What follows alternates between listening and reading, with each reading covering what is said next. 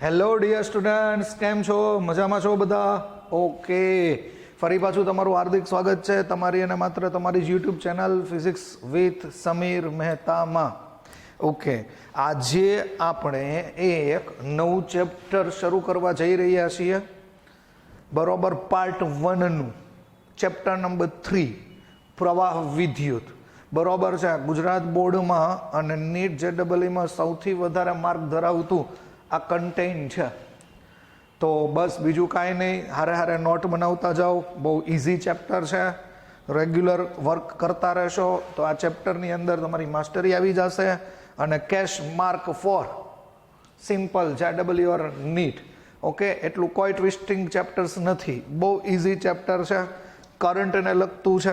તો ચેપ્ટર તો આપણે થોડીક વાર પછી સ્ટાર્ટ કરીએ છીએ. એ પહેલાં હું તમને થોડીક પાર્ટ 1ની માહિતી આપવા માગું છું. તો આજુબાજુની તમામ પ્રવૃત્તિઓ બંધ કરો, નોટ પેન બાજુમાં રાખી અને late start today's lecture.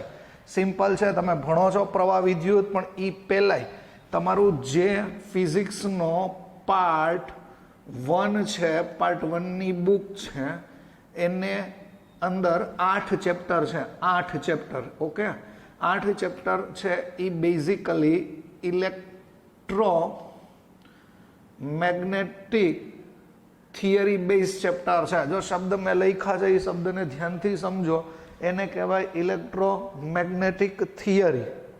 શોર્ટમાં EMT પણ કહેવામાં આવે છે. ઇલેક્ટ્રોમેગ્નેટિક થિયરી EMTA કહેવામાં આવે, અથવા તમે એને નામ આપી દો ઇલેક્ટ્રોમેગ્નેટિઝમ. ઇલેક્ટ્રોમેગ્નેટિઝમ જો ખબર પડી જ જાય કે જેમાં ઇલેક્ટ્રો એટલે ઇલેક્ટ્રોન વિશે કંઈક વાત હશે, પછી મેગ્નેટિઝમ એટલે ચુંબક વિશે કંઈક વાત હશે. ઓકે, પહેલાં આપણે ફોકસ થાય ઇલેક્ટ્રો ઉપર. તો યાદ રાખો, એના આપણે 2 પ્રકાર પાડીએ છીએ ઇલેક્ટ્રોના. મતલબ એમાં શું ભણશો તમે? તો એમાં બેઝિકલી ભણવાનું હોય છે ઇલેક્ટ્રો સ્ટેટિસ્ટિક્સ અથવા ઇલેક્ટ્રોસ્ટેટિક. આ શું છે? તો ઇલેક્ટ્રોસ્ટેટિક છે ને ભાઈ, એ બીજું કાંઈ જ નથી. સ્ટેટિક એટલે સ્થિર રહેવું. ઇલેક્ટ્રોસ્ટેટિકને કહેવામાં આવે સ્થિર વિદ્યુત શાસ્ત્ર. ઇલેક્ટ્રોસ્ટેટિક્સને કહેવામાં આવે સ્થિત વિદ્યુત શાસ્ત્ર. શબ્દ ઉપરથી જ તમને એની માહિતી મળી જાય.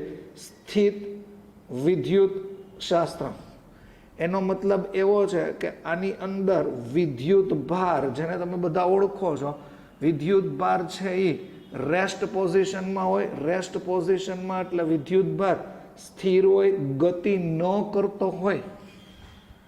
વિદ્યુત ભાર સ્થિર હોય, વિદ્યુત ભાર ગતિ ન કરતો હોય, ત્યારે તમારે એની વર્તણૂક ભણવાની છે. જો યાદ રાખો, વિદ્યુત ભાર સ્થિર હોય, સ્ટેડી હોય, ત્યારે એના ગુણધર્મો, ત્યારે એની વર્તણૂક તમારે જે ભણવાની છે એને કહેવાય સ્થિત વિદ્યુત શાસ્ત્ર. એવા શાસ્ત્રને સાંભળો હું શું કહું છું. વિદ્યુત ભાર સ્થિર હોય એટલે એનો વેગ કેવો હોય? તો કે 0. વેગ 0 હોય એટલે એનો પ્રવેગ કેવો હોય? 0. ઇન શોર્ટ, વિદ્યુત ભારને તમારે ગતિ કરાવવાની નથી. ઓકે, હજી એકવાર એવું લાગે તો હું અહીંયા તમને લખી દઉં છું. વિદ્યુત ભાર સ્થિર હોય ત્યારે તેની વર્તણૂક સ્ટડી કરવાની છે, ભણવાની છે. સ્થિર હોવું જોઈએ. ઓકે, તો એમાં તમે શું ભણ્યા છો? ઓકે, તો એમાં તમે કંઈક આવું ભણશો અથવા ભણવાના જ છો. શું ભણવાના છો? તો કે વિદ્યુતીય બળ વિશે ભણવાના છો, વિદ્યુતીય ક્ષેત્ર વિશે ભણશો અથવા ભણી ગયા હશો. પછી એની અંદર આવે ડાયપોલ વિશે ભણવાના છો, વિદ્યુત ભાર ઘનતા વિશે ભણવાના છો, પછી વિદ્યુત સ્થિતિમાન એવું કંઈક તમે વિચારશો. પછી તમે વિચારશો કેપેસિટર્સ, લોટ્સ ઓફ હજી તમારે જવું હોય તો વિદ્યુતીય ફ્લક્સ. આવું બધું તમે તમારી રીતે, મતલબ આવા બધા ટોપિકો તમે આ ઇલેક્ટ્રોસ્ટેટિક્સની અંદર તમે ભણશો. પણ મેઇન થીમ શું છે? વિદ્યુત ભાર સ્થિર હોય ત્યારે જ આ શાસ્ત્ર ચાલુ થાય. એટલે કે વેગ 0 હોય, પ્રવેગ 0 હોય, એટલે વિદ્યુતભાર ગતિ ન કરતું હોય તો જ એને સ્થિત વિદ્યુત શાસ્ત્ર એટલે કે ઇલેક્ટ્રોસ્ટેટિક કહેવાય. ઓકે, બીજી શું વાત છે તો કે ઇલેક્ટ્રોસ્ટેટિક્સની અંદર આપણા પાર્ટ 1ના ચેપ્ટર 1 અને 2 કવર થાય. પાર્ટ 1ના ચેપ્ટર 1 અને 2 કવર થાય. ચેપ્ટર 1 અને 2 ની અંદર ક્યાંય વિદ્યુતભાર ગતિ કરાવવાની નથી. ચેપ્ટર 1માં અને 2માં વિદ્યુતભારની ગતિ કરાવવાની નથી. વિદ્યુતભાર જ્યારે સ્થિર હોય ત્યારે તમે એની વર્તણૂક શીખો છો. વિદ્યુતભાર સ્થિર હોય ત્યારે એની લાક્ષણિકતાઓ શીખો છો, એના સૂત્રો તારવો છો અથવા તારવી ગયા હશો. તો આને કહેવાય ચેપ્ટર 1 એન્ડ 2 ઇલેક્ટ્રોસ્ટેટિક વિદ્યુતીય ફ્લક્સ. આ ખબર પડી ગઈ છે ચેપ્ટર 1 એન્ડ 2. ઓકે, આ ઇલેક્ટ્રોનની વાત છે, બરોબર છે. વચ્ચે હજી આપણે એકવાર ઇલેક્ટ્રોનની વાત કરવાના છીએ, બરોબર. આ પાર્ટ આપણે હજી ખાલી રાખીએ છીએ ઇલેક્ટ્રોનો, થોડીક વાર પછી સમજીએ. હવે મેગ્નેટિઝમ એટલે બીજું કાંઈ નહીં, ચુંબકને લગતું શાસ્ત્ર, જેમાં તમારે ચુંબકીય ગુણધર્મનો અભ્યાસ કરવાનો છે. ચુંબકીય ગુણધર્મનો અભ્યાસ કરો એવા શાસ્ત્રને ચુંબકીય શાસ્ત્ર કહેવાય. એમાં શું ભણશો તો યાદ રાખો, મેગ્નેટિઝમની અંદર થોડુંક હજી આમ કરી દઈએ, હજી એક પાર્ટ આપણે પાડવાના છીએ, એટલે યાદ રાખો મેગ્નેટિઝમ ભણવાના છો. તો મેગ્નેટિઝમ એટલે બીજું કાંઈ નહીં, ચુંબકના ગુણધર્મો વિશે ભણવાના છો. આ યાદ રાખજો. કોના ગુણધર્મો વિશે ભણવાના છો? ચુંબક. ઓલું N ધ્રુવ, S ધ્રુવ એવી બધાને ખબર જ હોય, તો એના વિશે ભણશો. એમાં શું હોય છે તો યાદ રાખો, વેલોસિટી એમાં 0 ન હોય પણ એક્સેલરેશન 0 હોય. વેલોસિટી 0 ના હોય પણ એક્સેલરેશન 0 હોય એટલે એને કહેવાય અચળ વેગથી ગતિ. આ શબ્દ સમજજો. કેવા વેગથી ગતિ? એ 10મા ધોરણમાં ક્યાંક એવું આવી ગયું કે વિદ્યુત પ્રવાહ પસાર કરો એટલે વાહક તાર ચુંબક બની જાય. વિદ્યુત પ્રવાહ પસાર કરો એટલે વાહક તાર ચુંબક બની જાય. તો v does not equal to 0, acceleration 0, v constant. તો મેગ્નેટિઝમ વિશે તમે જે કંઈ ભણવાના છો એ આપણા બુકના ચેપ્ટર નંબર 4 એન્ડ 5 છે. ઓકે, તો 1 2 આવી ગયું, 4 એન્ડ 5 આવી ગયું. હાલો ને મર્જ જ કરી દે, 4 એન્ડ 5 આવી ગયું. તો ઓબ્વિયસલી અહીંયા તમે જે કાંઈ ટોક કરવાના છો, બરોબર છે, એ આપણું આજનું ચેપ્ટર છે, ચેપ્ટર 3, બરોબર છે. એને તમે નામ આપો છો પ્રવાહ વિદ્યુત. શબ્દ સમજો, કરંટ, ઇલેક્ટ્રિસિટી, પ્રવાહ વિદ્યુત. પ્યોર ઇલેક્ટ્રોનો જ પાર્ટ છે, પ્યોર ઇલેક્ટ્રોનો જ પાર્ટ છે. ફેર શું છે તો કે આમાં વિદ્યુતભાર રેસ્ટમાં હતા, સ્થિરમાં હતા. આમાં તમારે આ ચેપ્ટરમાં વિદ્યુતભારની ગતિ કરાવવાની છે. વિદ્યુતભારની ગતિ કરાવવાની છે. ગમે એમ કરીને વિદ્યુતભારને તમારા ગતિમાં લઈ આવવાનો છે. જો વિદ્યુતભાર એક જગ્યાએથી બીજી જગ્યાએ જશે તો જ એનો પ્રવાહ રચાશે. The flow of electron that call current, બરોબર છે. તો વિદ્યુતભારનો જે કંઈ ફ્લો થાય એને જ પ્રવાહ કહેવાય. જેમ પાણીનો પ્રવાહ હોય એમ વિદ્યુતભારનો પ્રવાહ તમારે સમજવાનો છે.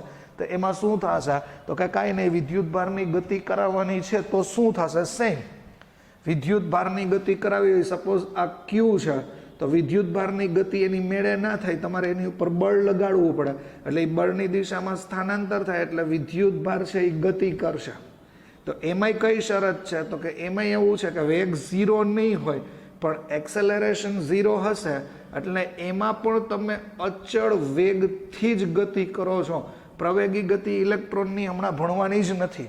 જો સમજો, આમાં વેગ 0 હોય એટલે પ્રવેગ 0 હોય. આ બેમાં વેગ 0 ન હોય પણ પ્રવેગ 0 હોય એટલે બેમાં અચળ વેગી ગતિ. ક્યાંય ઇલેક્ટ્રોન હાલતા હાલતા ભાગવા બનશે એવું ક્યાંય બનતું જ નથી. એટલે આ વસ્તુ સમજજો, અચળ વેગથી ગતિ. તો આ એનો પોઈન્ટ ઓફ વ્યૂ છે. યાદ રાખો, આજનો આપણો ટોપિક છે એ આ જ છે, વિદ્યુતભારની ગતિ. યાદ રાખો, આમાં વિદ્યુતભાર સ્થિર છે, આમાં વિદ્યુતભારને મોશનમાં લઈ આવવાનું છે. મોશનમાં લઈ આવવા માટે એની મેળે તો મોશનમાં ન આવે ને તમારે બહારથી બળ લગાડવું પડે એટલે બળની દિશામાં સ્થાનાંતર થાય એટલે કાર્ય. ઇન શોર્ટ આ બધા પોઈન્ટ ઓફ વ્યૂ તમારે ધ્યાનથી યાદ રાખવાના છે. આ શરતનું પાલન થાય ત્યારે જ આ પ્રવાહ વિદ્યુત સ્ટાર્ટ થાય અને ત્યારે જ ચુંબકત્વના ગુણધર્મો સ્ટાર્ટ થાય. તો આ પહેલું બીજું ચેપ્ટર, ત્રીજું ચેપ્ટર, ચોથું પાંચમું ચેપ્ટર. અને જે કાંઈ તમારું આ લાસ્ટ પોર્શન છે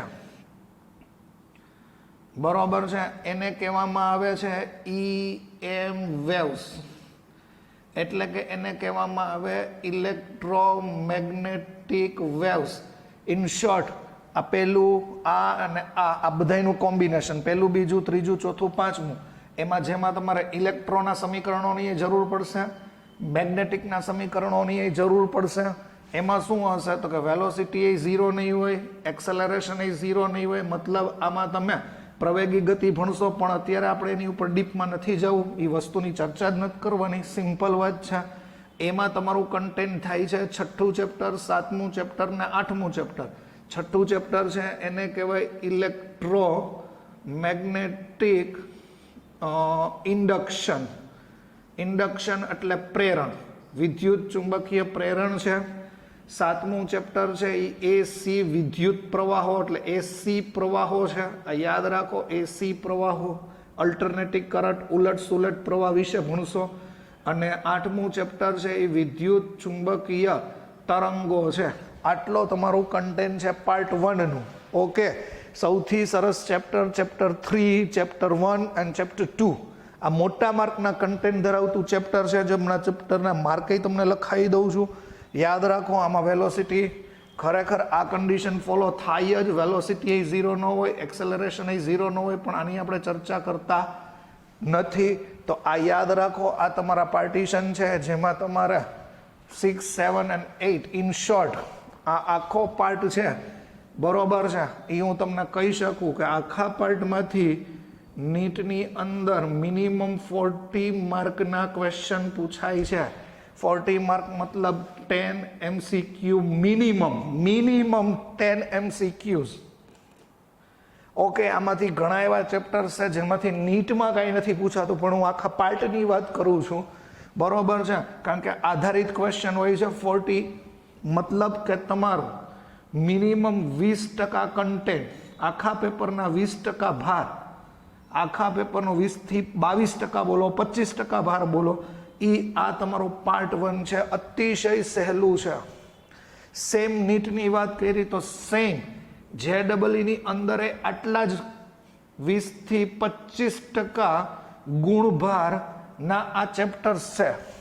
પણ JEE કેવું હોય છે, કોઈ એક ચેપ્ટરમાંથી નથી પૂછતા. પહેલા બીજાનું કોમ્બિનેશન ત્રીજા હારે કર્યું હોય, ત્રીજા ચોથાનું કોમ્બિનેશન આ પાંચમા અથવા આ એસી પ્રવાહો હારે કર્યું હોય. ઇન શોર્ટ કોમ્બિનેશન્સ વાળા પોઈન્ટ પૂછ્યા છે. એટલે મસ્ટ ડુ પ્રેક્ટિસ. તમારે એ પ્રેક્ટિસ કરવી જ પડે બરોબર. 40 mark that is not a small syllabus. એમ કહેવાનું મિનિંગ એ કંઈ સ્મોલ પોઈન્ટ આઉટ નથી એમ.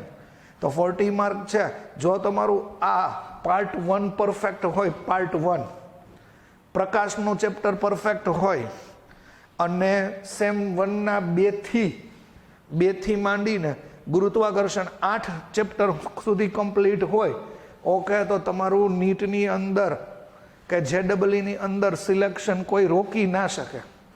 આ હું પાર્ટ 2 ને નિગ્લેક્ટ કરું છું. પાર્ટ 2 11મા ધોરણનો પાર્ટ 2 ખાલી આટલું તમારા માટે બહુ ઇનફ છે. પણ વ્યવસ્થિત રીતે જો તમે સેટઅપ કરો, પ્લાનિંગથી જાઓ, તો બહુ વધારે પડતું એ તમને વર્ક આપી શકે છે.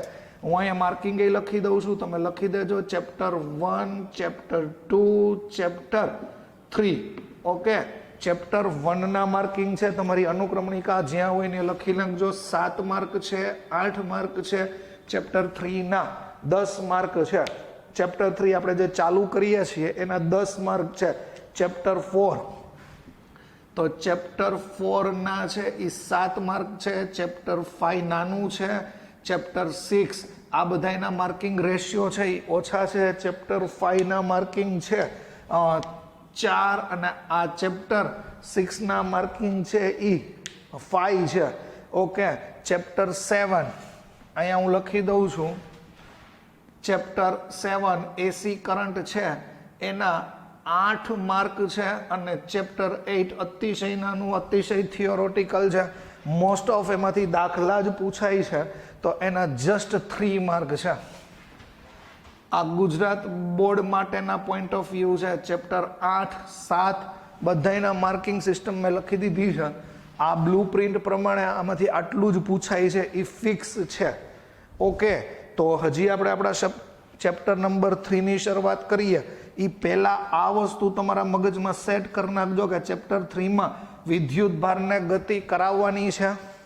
વિદ્યુત ભારને ગતિ કરાવવાની છે એટલે વેગ 0 નહીં હોય, બરોબર. એક્સેલરેશન 0 હશે એટલે તમે એને અચળ વેગથી ગતિ કરાવડાવો છો. આ યાદ રાખજો, અચળ વેગથી ગતિ કરાવો છો. ઓકે, હવે હું તમને શું કહું છું એ વસ્તુ જરાક ધ્યાનથી સમજજો. આપણે વહેલા ચાલુ કરીએ એ પહેલાં થોડાક સૂત્રોનું રિવિઝન કરવું પડશે, અથવા થોડાક સૂત્ર તમારે તમારા મગજમાં રાખવા પડશે. એ કયા સૂત્ર છે? તો એ સૂત્ર હું તમને અહીંયા કહી જ દઉં છું. એ સૂત્ર છે, પહેલું સૂત્ર છે વિદ્યુત ભાર બરાબર NE. વિદ્યુત ભાર બરાબર NE. N એટલે છે એ વિદ્યુત ભારોની સંખ્યા છે. E એટલે વિદ્યુત ભાર છે. એમાં પ્રોટોનનો વિદ્યુત ભાર આવી જાય અને ઇલેક્ટ્રોનનો વિદ્યુત ભાર આવી જાય. Q બરાબર NE. આને કહેવાય વિદ્યુત ભારનું ક્વોન્ટમીકરણ. આને કહેવાય વિદ્યુત ભારનું ક્વોન્ટમીકરણ. જો કે એની હારે આપણે કંઈ લેવા દેવા અત્યારે નથી, અત્યારે તો સૂત્ર જોઈએ છે Q બરાબર NE. ઓકે, આ તમને પહેલા સૂત્ર તમારા મગજમાં સેટ થઈ જાય, Q બરાબર NE, બરોબર છે. પછી આપણા માટેનું બીજું સૂત્ર છે F બરાબર K Q1 Q2 upon R². આ છે એ કુલંબિયન બળનું સૂત્ર છે, અથવા કુલંબના નિયમનું સૂત્ર છે. વિદ્યુત ભારો વચ્ચે આકર્ષણ અપાકર્ષણ થાય એનું આ બેઝિક સૂત્ર છે. તો આ બે સૂત્ર પહેલાં તમને ખબર પડી ગઈ છે. પછી તમારે જે સૂત્ર લેવાનું છે એ યાદ રાખો. આ કન્સેપ્ટ તમારે યાદ રાખવાનો છે. વિદ્યુત ક્ષેત્ર ભૂલાય નહીં. ઇલેક્ટ્રિક ફિલ્ડ, જેમ ચુંબકની આજુબાજુ એનું ચુંબકીય ક્ષેત્ર હોય એમ આ વિદ્યુત ભાર હોય, તો વિદ્યુત ભારની અસર આજુબાજુના જેટલા વિસ્તારમાં ફેલાયેલી હોય, વિદ્યુત ભારની અસર આજુબાજુના જેટલા વિસ્તારમાં ફેલાયેલી હોય એને એનું ફિલ્ડ કહેવાય. એટલે એને એનું વિદ્યુત ક્ષેત્ર કહેવાય. એનું વિદ્યુત ક્ષેત્ર કહેવાય, ફિલ્ડ. આ ખબર પડે છે, આ ફિલ્ડ કહેવાય. આની અંદર કોઈ વિદ્યુત ભાર હશે તો આકર્ષણ અથવા અપાકર્ષણ થશે, પણ આની બહાર હોય, રેન્જની બહાર હોય તો આકર્ષણ અપાકર્ષણ થશે નહીં. તો વિદ્યુત ભારની અસર જેટલા વિસ્તારમાં પ્રવર્તતી હોય એને વિદ્યુત ક્ષેત્ર કહેવાય. વિદ્યુત ક્ષેત્રનું સૂત્ર યાદ રાખજો કે Q અપોન R² છે. વિદ્યુત ક્ષેત્રનું સૂત્ર કે Q અપોન R² છે. અને મોસ્ટ IMP પોઈન્ટ, વિદ્યુત ક્ષેત્રની દિશા હંમેશા ધનથી ઋણ તરફ હોય. બિંદુવત વિદ્યુત ભારને લીધે ઉદ્ભવતું વિદ્યુત ક્ષેત્ર. એટલે હું બિંદુવત એટલે કોઈ બી એક વિદ્યુત ભાર, બિંદુ વિદ્યુત ભાર, એકલ વિદ્યુત ભારને લીધે ઉદ્ભવતું વિદ્યુત ક્ષેત્ર. એક જ વિદ્યુત ભાર હોય એને લીધે ઉદ્ભવતું વિદ્યુત ક્ષેત્ર હોય, બરોબર છે. એનું સૂત્ર છે કે Q અપોન R². અને વિદ્યુત ક્ષેત્રની દિશા હંમેશા ધન વિદ્યુત ભારથી ઋણ વિદ્યુત ભાર તરફ હોય. આ યાદ રાખો. આ 3 સૂત્ર છે. એમાંય મોસ્ટ ઇમ્પોર્ટન્ટ એક આ છે, એક આ કન્સેપ્ટ IMP છે, વિદ્યુત ક્ષેત્રની દિશાવાળો પોઈન્ટ. તો ફટાફટ આ વસ્તુ તમે નોટ કરી લેજો, વિડીયો પોઝ કરીને, અથવા સ્ક્રીનશોટ લઈ લેજો. તો આ વસ્તુ પહેલાં તમારા મગજમાં ક્લિયર થઈ ગઈ. ઓકે, પછી તમારી પાસે આવે છે વિદ્યુત સ્થિતિમાન. એટલે એને તમે વોલ્ટેજ એવા નામથી ઓળખો છો, પણ આને વિદ્યુત સ્થિતિમાન એટલે પોટેન્શિયલ. સૂત્ર બીજું બહુ ઇઝી છે કે Q/R. વિદ્યુત ક્ષેત્રનું સૂત્ર છે કે Q/R². ખાલી એક R નો ફેર છે, આ સમજાય છે? એક R નો ફેર છે. V બરાબર કે Q/R, વિદ્યુત સ્થિતિમાન, વોલ્ટેજ, ઇલેક્ટ્રોપોટેન્શિયલ. યાદ રાખજો કે Q/R. ખબર પડી છે? ઓકે, છતાં હાલો હું લખી દઉં છું અહીંયા સાઈડમાં. તમારી પાસે વિદ્યુત ક્ષેત્રનું સૂત્ર છે કે Q/R². રેડી? આ બેનો ગુણોત્તર લઈ લ્યો જોઈએ V/E કે Q/R, આ કે Q/R², કે Q કટ, એક R કટ, છેદનો છેદ, અંશમાં તો અહીંયા R આવ્યું તો તમારું સૂત્ર થઈ ગયું V = ER. હવે R એટલે અંતર છે, તો ઘણી વખત અંતરને L વડે દર્શાવે તોય E જ કહેવાય, ઘણી વખત અંતરને D વડે દર્શાવે તોય E જ કહેવાય. આ સૂત્ર આ ચેપ્ટર માટે IMP છે. આ સૂત્રને શું કહેવાય? વિદ્યુત સ્થિતિમાન અને વિદ્યુત ક્ષેત્ર વચ્ચે લખી દઉં છું. વિદ્યુત સ્થિતિમાન અને વિદ્યુત ક્ષેત્ર વચ્ચે સંબંધ દર્શાવતું સૂત્ર કહેવાય. તો આ ફટાફટ તમે નોટ ડાઉન કરી લેજો. આ તમારા માટે બહુ ઇમ્પોર્ટન્ટ પોઈન્ટ છે. આ સૂત્રનો આપણે આગળ ઉપયોગ કરવાના છીએ, બરોબર છે? તો ફટાફટ નોટ ડાઉન કરી લ્યો. ઓકે, એના પછી તમારે યાદ રાખવા માટે છે બસ એક નાનકડું સૂત્ર છે. શું છે એ કહું, બહુ ઇઝી સૂત્ર છે.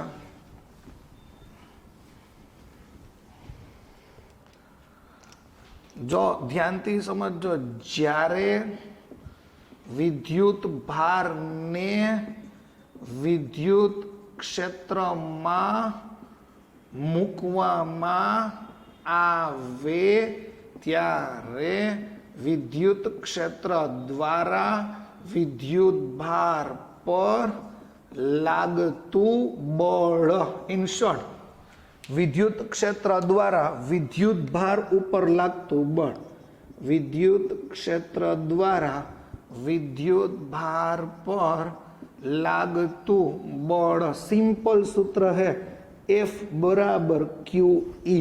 યાદ રાખજો, F બરાબર QE આવું સૂત્ર છે. Q એટલે વિદ્યુત ભાર છે. સમજાઈ ગયું? Q એટલે શું છે? વિદ્યુત ભાર. જો તમે પ્રોટોનની વાત કરતા હો તો વિદ્યુત ભાર Q ની જગ્યાએ લખી દો. હાલો, જો તમે પ્રોટોનની વાત કરતા હો, ઉભા રહ્યો આમાં જ પાઠ પાડી દઈએ. જો તમે પ્રોટોનની વાત કરતા હો તો Q ની જગ્યાએ +E લેવાનું છે. Q ની જગ્યાએ +E લ્યો એટલે તમારું સૂત્ર આવું થઈ ગયું. સમજાઈ ગયું? +E. પણ ધ્યાન રાખજો, જો તમે ઇલેક્ટ્રોનની વાત કરતા હો તો ઇલેક્ટ્રોનનો વિદ્યુત ભાર માઇનસ છે, તો Q દેખાય ત્યાં -E મૂકવાનું છે. યાદ રાખો, -E. સદિશ અને અદિશ રાશિ તો તમને ખબર જ છે. તો બળય સદિશ છે, વિદ્યુત ક્ષેત્રય સદિશ છે, બળય સદિશ છે, વિદ્યુત ક્ષેત્રય સદિશ છે. આ યાદ રાખજો. આ શું કહેવા માંગે છે? પ્લસ. આ યાદ રાખજો, પ્લસ નો મતલબ એવો છે કે ધારો કે વિદ્યુત ભાર છે, આ દિશામાં વિદ્યુત ક્ષેત્ર છે. શબ્દ સમજજો, આ દિશામાં વિદ્યુત ક્ષેત્ર છે. અહીંયા હું ધારો કે પ્રોટોન નામનો વિદ્યુત ભાર લઉં છું, તો એનો મતલબ એવો થાય પ્રોટોન ઉપર બળ પણ વિદ્યુત ક્ષેત્રની દિશામાં જ લાગશે. ઇન શોર્ટ, ધન વિદ્યુત ભાર હોય, ધન વિદ્યુત ભાર એ વિદ્યુત ક્ષેત્રની દિશામાં જ ગતિ કરશે, કારણ કે બળે એમ જ લાગે, પ્લસ છે. હવે આનું શબ્દ સમજો. E એટલે ઇલેક્ટ્રોન. ઇલેક્ટ્રોન પર વિદ્યુત ક્ષેત્રની, જો શબ્દ સમજો, ઇલેક્ટ્રોન પર વિદ્યુત ક્ષેત્રની, માઇનસ એટલે વિરુદ્ધ દિશામાં બળ લાગે છે. વિરુદ્ધ દિશામાં બળ લાગે છે એટલે ઋણ વિદ્યુત ભાર હંમેશા વિદ્યુત ક્ષેત્રની વિરુદ્ધ દિશામાં ગતિ કરશે. હજી એવું ફીલ જોતું હોય તો એ ફીલ હું તમને આપી દઉં, શબ્દ સમજજો હું શું કહું છું. ધારો કે વિદ્યુત ક્ષેત્ર છે એ આમ છે, આમ, એમાં પ્રોટોન એટલે કે ધન વિદ્યુત ભાર મૂક્યો છે, તો ધન વિદ્યુત ભાર હંમેશા વિદ્યુત ક્ષેત્રની દિશામાં જ ગતિ કરશે. મોસ્ટ આઈએમપી પોઈન્ટ, ધન વિદ્યુત ભાર હંમેશા વિદ્યુત ક્ષેત્રની દિશામાં જ ગતિ કરશે. ઓકે, આ વિદ્યુત ક્ષેત્ર ધારો કે આ દિશામાં છે, આ પહેલો, આ બીજું. હવે ધારો કે વિદ્યુત ક્ષેત્રની અંદર ઇલેક્ટ્રોન ગતિ કરે છે, તો અહીંયા માઇનસ છે, જુઓ માઇનસ છે, એટલે ઇલેક્ટ્રોન પર વિદ્યુત ક્ષેત્રની વિરુદ્ધ દિશામાં, વિદ્યુત ક્ષેત્રની વિરુદ્ધ દિશામાં બળ લાગશે. એટલે ઇલેક્ટ્રોન હંમેશા વિદ્યુત ક્ષેત્રની વિરુદ્ધ દિશામાં ગતિ કરે. ધન વિદ્યુત ભાર વિદ્યુત ક્ષેત્રની દિશામાં ગતિ કરે, ઇલેક્ટ્રોન વિદ્યુત ક્ષેત્રની વિરુદ્ધ દિશામાં ગતિ કરે. તો આટલા ફંડામેન્ટલ પોઈન્ટ્સ તમે પહેલા વહેલા લર્ન કરો, વિચારો. ભણી ગયા હો તો ઠીક છે, ના ભણવાના હોય તો ઇન ફ્યુચર આવું બધું ભણવાના જ છો એકચ્યુઅલી. ઓકે, તમે ચેપ્ટર આડાવડા જોતા હો તો એવું બની શકે, પણ એ જે કંઈ હોય આપણે બધી જ વસ્તુને બ્રેક કરી આઈએમપી જેટલા ચેપ્ટરમાં સૂત્ર જોઈએ છીએ એનું મેં ફટાફટ પાછું તમને અહીંયા ઇન્ટ્રોડક્શન કરી દીધું છે. તો બીજું કાંઈ નહીં, ફટાફટ આટલી વસ્તુ નોટ ડાઉન કરો, રિવાઇઝ કરો, અને પછી હવે આપણે આપણા ચેપ્ટર 3ની શરૂઆત કરીએ છીએ. તો લેટ્સ સ્ટાર્ટ ચેપ્ટર 3, પ્રવાહ વિદ્યુત. એવું ન બોલવું હોય તો હવે તમને ખબર પડી ગઈ. કરંટ, ઇલેક્ટ્રિસિટી એ ઘેર ગયું. પ્રવાહ વિશે ને કરંટ વિશે ભણાવવાનું છે, બીજું કાંઈ નથી. પ્રવાહ સિમ્પલ. ધારો કે તમે એ વસ્તુની સ્ટાર્ટ કરો તો 10thની અંદર તમને પહેલાં સૂત્ર તો ખબર જ છે, I બરાબર Q/T. આવું બધાને આવડતું જ હોય. મતલબ વિદ્યુત પ્રવાહની વાત કરતા હો તો સૂત્ર થાય વિદ્યુત ભારના છેદમાં સમય. તો વ્યાખ્યા શું થાય? સિમ્પલ. એકમ સમયમાં વાહકના આડછેદમાંથી પસાર થતો વિદ્યુત ભારનો નેટ એટલે ચોખ્ખો જથ્થો, પરિણામી જથ્થો, એને કહેવાય વિદ્યુત પ્રવાહ. શબ્દ ધ્યાનથી સમજજો. આ સૂત્ર આવડતું જ હોય પણ આ સૂત્રને આપણે થોડુંક મોડિફાઈ કરી લખવાના છીએ. પણ પહેલાં બેઝિક વસ્તુ થોડીક સમજો, 10th બેઝ. એકમ સમયમાં વાહકના આડછેદમાંથી પસાર થતો વિદ્યુત ભારનો ચોખ્ખો જથ્થો એટલે વિદ્યુત પ્રવાહ. વિદ્યુત પ્રવાહની સંજ્ઞા I છે, વિદ્યુત ભારની સંજ્ઞા Q, એ બધાને ખબર જ હોય. ચોખ્ખો જથ્થો કેવા શું માગે છે સમજજો. ધારો કે આ આપણો એક વાહક તાર છે, મતલબ વાયરની અંદર જે તાંબાનો એક નાનકડો પોઈન્ટ જતો હોય, આપણી પાસે એક વાયર હોય, એની અંદર તાંબાનું એક નાના ઘણા બધા વાયર જતા હોય, એની અંદરની વાત કરીએ છીએ એટલે inside the cord, inside the wire. Simple છે.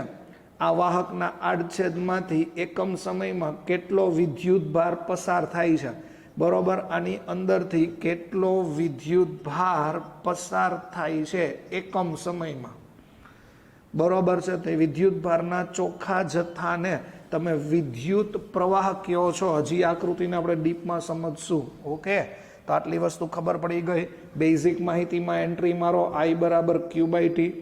Qનો એકમ છે એ કુલંબ છે, Tનો એકમ છે એ સેકન્ડ છે, અને આ વિદ્યુત પ્રવાહનો એકમ એમ્પિયર છે.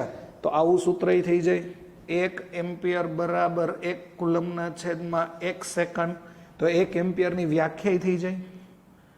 વાહકના આડછેદમાંથી 1 સેકન્ડમાં 1 કુલંબ, વાહકના આડછેદમાંથી, એટલે આ આડો છેદ, આ વાહકના આડછેદમાંથી 1 સેકન્ડમાં 1 કુલંબ વિદ્યુત ભાર પસાર થતો હોય.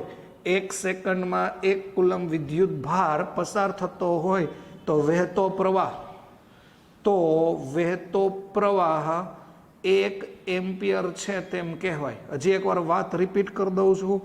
1 સેકન્ડમાં વાહકના આડછેદમાંથી પસાર થતો વિદ્યુત ભારનો ચોખ્ખો જથ્થો, પસાર થતો વિદ્યુત ભારનો ચોખ્ખો જથ્થો 1 કુલમ હોય. વિદ્યુત ભારનો પસાર થતો જથ્થો 1 કુલમ હોય તો વહેતો પ્રવાહ 1 એમ્પિયર છે એમ કહેવાય. તો તરત જ ક્વેશ્ચન થાય 1 કુલમ એટલે કેટલા વિદ્યુત ભાર? 1 કુલમ એટલે કેટલા વિદ્યુત ભાર, મતલબ કેટલા ઇલેક્ટ્રોન પસાર થાય તો 1 કુલમ કહેવાય. બહુ ઇઝી વાત છે, સૂત્ર તમને ખબર જ છે, I બરાબર Q/T. ક્યુની જગ્યાએ હમણાં સૂત્ર કીધું એ મૂકી દો, NET. સંખ્યા ગોતવી તો એનને સૂત્રનો કરતા બનાવી દો તો IT/E. I એટલે 1 એમ્પિયર વિદ્યુત પ્રવાહ લઈ લ્યો, T એટલે 1 સેકન્ડ લઈ લ્યો, અને વિદ્યુત ભાર એટલે 1.6 ગુણ્યા 10⁻⁹ લઈ લ્યો તો 1/1.6 ગુણ્યા 10⁻⁻19 થાય. તો આનું કંઈક તમે સાદું રૂપ આપશો એટલે 0.625 ગુણ્યા 10⁻19 આવશે, એટલે 6.25 ગુણ્યા 1018 ઇલેક્ટ્રોન પસાર થાય. 6.25 ગુણ્યા 1018 ઇલેક્ટ્રોન પસાર થાય. આ વસ્તુ સમજજો, 18 ઇલેક્ટ્રોન પસાર થાય ત્યારે 1 એમ્પિયર એટલે કે 1 કુલમ વિદ્યુત ભાર છે એમ કહેવાય, અને 1 એમ્પિયર વિદ્યુત પ્રવાહ વહે છે એમ કહેવાય. પાછું રિપીટ કે આટલા વિદ્યુત ભાર બરાબર 6.25 ગુણ્યા 10⁻18 આટલા વિદ્યુત ભારને 1 કુલમ કહેવાય. આટલા ઇલેક્ટ્રોન, અધધ electron, lots of electron pass થાય છે. 6.25 ગુણ્યા 10⁻18 ઇલેક્ટ્રોન પાસ થાય ત્યારે 1 કુલમ કહેવાય. આ યાદ રાખો, આ તમારી માટેની એક બેઝિક ઇન્ફોર્મેશન મેં તમને કહી દીધી, બેઝિક ઇન્ફોર્મેશન. ઓકે, બીજી આની અંદર આપણે વાત એ કરવી છે કે વિદ્યુત પ્રવાહ કેવી રાશિ છે. તો વિદ્યુત પ્રવાહ સદિશ રાશિ છે કે અદિશ રાશિ છે? તો શું કહેશો? તો વિદ્યુત પ્રવાહ છે, યાદ રાખો, વિદ્યુત પ્રવાહને વહેવા માટે હંમેશા ચોક્કસ દિશા હોય છે. એ તો દિશા હોય જ. આ વાયર છે તો વિદ્યુત પ્રવાહ ચોક્કસ દિશામાં જ વહેતો હોય. હા સર, બરોબર. એને વર્ણવવા માટે ચોક્કસ મૂલ્ય પણ હોય, મતલબ 1 એમ્પિયર, 2 એમ્પિયર, 3 એમ્પિયર, 5 એમ્પિયર ચોક્કસ મૂલ્ય હોય. જો ચોક્કસ દિશા અને મૂલ્ય બંને દર્શાવતું હોય તો એવી રાશિને તમે કઈ રાશિ કહો છો? સદિશ. પણ અહીંયા એક અપવાદરૂપ પોઈન્ટ છે. વિદ્યુત પ્રવાહના લક્ષણો, ગુણધર્મો સદિશ જેવા છે, પણ એ સદિશ તરીકે વર્તતું નથી. કેના તરીકે વર્તે છે? અદિશ. કેમ સર, એવું કેમ? હાલો સમજીએ. શબ્દ સમજો હું શું કહું છું એ. ધારો કે એક વાયર છે, એને આપણે 2 ભાગ પાડ્યા. એક વાયર આમ ઉપર જાય છે, એક વાયર નીચે જાય છે. ધારો કે એમ કહું કે અહીંયા ધારો કે 14 એમ્પિયર કરંટ પાસ થાય છે. કેટલો? 14 એમ્પિયર કરંટ પાસ થાય છે. તો અહીંયા ધારો કે 8 એમ્પિયર કરંટ પાસ થતો હોય તો અહીંયા ઓબ્વિયસલી 6 એમ્પિયર જ હોય. જો 14માંથી 8 ઉપર ગયો તો વૈધો એટલો નીચે જશે. તો અહીંયા સિમ્પલ નિયમનું પાલન થયું. 14 બરાબર 8 વત્તા 6. સિમ્પલ નિયમ એટલે હું તો કે સરવાળો છે એ બેઝિક રીતે થઈ ગયો, અદિશની રીતે થઈ ગયો. જોવો સરવાળો. ઉભા રહ્યો. હજી તમને વધારે એક ફિલિંગ આપીએ. આમ જોવો જોઈએ, અહીંયા 14 એમ્પિયર છે, અહીંયા ધારો કે 60નો ખૂણો છે, 60નો ખૂણો છે તો અહીંયા 8 એમ્પિયર 6 એમ્પિયર થશે. વાસ્તવમાં જો સદિશ હોય તો સદિશના સરવાળાના નિયમોનું પાલન કરવું પડે. અને સદિશોના સરવાળાના નિયમ માટે કાં તો ઓલી ત્રિકોણની રીત હતી, કાં તો ઓલી સમાંતર બાજુ ચતુષ્કોણની રીત હતી. યાદ કરો. તો થાય કેવું કે વિદ્યુત પ્રવાહની દિશા છે, મૂલ્ય છે, પણ એ સરવાળાના, સદિશ સરવાળાના નિયમનું પાલન કરતું નથી. એનો સરવાળો સાદી રીતે, બેઝિક રીતે, અદિશની રીતે કરી શકાય. એટલે તમે પ્રવાહને અદિશ રાશિ કયો છો. શાંતિથી વાતને હજી એકવાર રિપીટ કરો એલાવ જો પ્રવાહ સદિશ રાશિ હોય તો બધા જ ગુણધર્મનું પાલન થવું જોઈએ. અહીંયા 10 હોય તો અહીંયા 5 જતું હોય તો અહીંયા 5 હોય, અથવા અહીંયા 6 હોય તો અહીંયા 4 હોય. ઓકે, અહીંયા ખૂણો હોય તો ખૂણાના ઓલા ઘટકો પડે, યાદ હોય તો cos 60. અહીંયા એવું કાંઈ થતું નથી. એકચ્યુઅલી આ બધી વાતો ખોટી છે. સાચી વાત એ છે કે વિદ્યુત પ્રવાહ છે ને, બરોબર છે, એ ટેન્સર રાશિ છે. ટેન્સર, યસ, ટેન્સર રાશિ છે. પણ આપણા સિલેબસમાં ટેન્સર રાશિ નથી. ક્યાંય એમસીક્યુમાં પૂછ્યા, અને એમસીક્યુમાં જો તમને શબ્દ સમજો 4 ઓપ્શનમાંથી એકેય ઓપ્શન ટેન્સર આપ્યો હોય, પછી સ્કેલર આપ્યું હોય, વેક્ટર આપ્યું હોય, અને નન ઓફ ધીઝ આપ્યું હોય, વિદ્યુત પ્રવાહ કેવી રાશિ છે, જો ઓપ્શનમાં આપ્યું હોય ટેન્સર, તો પહેલો ઓપ્શન તમારે આ ટીક કરવાનો છે. પણ નહીં જ આપે, નહીં જ આપે. સમજાઈ ગયું? તમને સ્કેલર વેક્ટર એવી જ રીતે આપશે. જો ટેન્સર ન આપ્યું હોય તો તમારી પછીની પ્રાયોરિટી સ્કેલર છે, કારણ કે તમારી તમામ બુકમાં એવું લખી દીધું છે કે વિદ્યુત પ્રવાહ અદિશ રાશિ છે. યાદ રાખો, વિદ્યુત પ્રવાહ રિયલમાં બહુ ડીપ ફિઝિક્સ ભણો તો ટેન્સર છે. પણ તમારી ગુજરાત બોર્ડની 11મા ધોરણ 12મા ધોરણની લિમિટેશન્સ પ્રમાણે તમે એવું લખી શકો કે એ અદિશ રાશિ છે, એને દિશા પણ છે, મૂલ્ય પણ છે, પણ એ સદિશ સરવાળાના નિયમનું પાલન કરતું નથી. ઓકે, હવે આવા પ્રકારના નાના નાના એમસીક્યુ તમને ખબર હોવી જોઈએ. 1 કુલમ એટલે કેટલા વિદ્યુત ભાર, તો કે આટલા વિદ્યુત ભાર. ઓકે, તો આવા પોઈન્ટ ઓફ વ્યૂ છે. આવા પોઈન્ટ ઓફ વ્યૂ તમને બહુ ઇઝી રીતે ખબર પડી જાય એવું છે. ઓકે, તો નેક્સ્ટ ટોપિકમાં આગળ વધીએ. 2 નાના એમસીક્યુ લઈ લઈએ, બરોબર છે. એક એમસીક્યુ એવો છે, 1 નેનો કુલમ વિદ્યુત ભારમાં ઇલેક્ટ્રોનની સંખ્યા જણાવો. 1 નેનો કુલમ વિદ્યુત ભારમાં ઇલેક્ટ્રોનની સંખ્યા જણાવો. હવે બહુ ઇઝી હોય, લાવ ક્યુ બરાબર એની, બરોબર છે. હવે 1 નેનો કુલમ, તો અહીંયા ક્યુની જગ્યાએ મૂકી દો 1 નેનો કુલમ. 1 નેનો એટલે શું થાય? 10⁻⁹ કુલમ. આ એન એમનેમ, આ 1.6 ગુણ્યા 10⁻⁹. આવું હવે આવડવું જોઈએ. 10⁻⁹ 1.6 ગુણ્યા 10⁻⁹. તો n બરાબર 1.6 ગુણ્યા 10⁻10 એટલે n બરાબર 0.625 ગુણ્યા 10⁻10 એટલે 6.25 ગુણ્યા 10⁹. તો 1 નેનો કુલમમાં ઇલેક્ટ્રોનની સંખ્યા થાય 6.25 ગુણ્યા 10⁹. હવે બીજો દાખલો તમને ધારો કે કંઈક આવો આપી દે, રકમ હું કહેતો નથી, ડાયરેક્ટ લખી દઉં છું. વિદ્યુત પ્રવાહ 1 મિલી એમ્પિયર છે. હવે આવું તો આવડતું જોયો. 1 મિલી એટલે 10⁻³ એમ્પિયર. 1 માઇક્રો એટલે 10⁻6 એમ્પિયર. સમય આપી દઉં 1 સેકન્ડ.